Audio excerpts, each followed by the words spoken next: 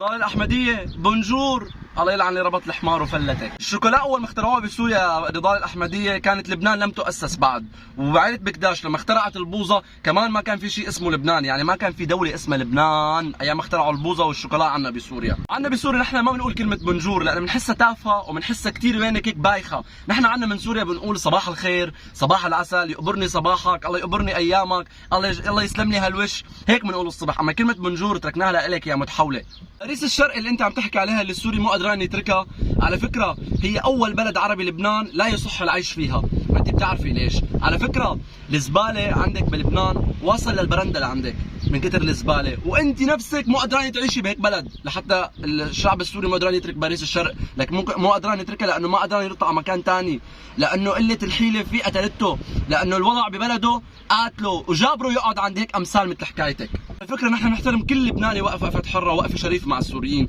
اما الناس اللي امثالك كل ما تنطفى بدها تطلع ترند على حسابنا بتطلع وبيندعس على راسها مثل العاده. على فكره انت ما لك اي قيمه بالمجتمع، والشعب السوري اللي عم تحكي عليه مو قادرين تعيشوا معه بنفس البلد مو عايش معك، لك مو عايش معك ولا طايق اصلا انه يعيش مع امثالك، لك الشعب السوري اللي عايش بلبنان لك هو اللي عم يدفع لك راتبك، هو اللي معيشك، هو اللي عم يعلي اقتصاد بلدك اللي واقع بالارض، فاحمدي ربك انه في عندكم سوريين بالبلد. ويا عكروته لما تنطفي وبدك تطلع ترند على حساب السوريين سمي بالله 1876 ألف مرة قبل ما تذكر كلمة سوريين، لأنه رح يطلعوا يدعسوا على راسك مثل العادة، لك بذمتك بعد الترند اللي أنت طلعتيه مو حسيتي حالك حمار مربط ببنطلون؟ لك روحي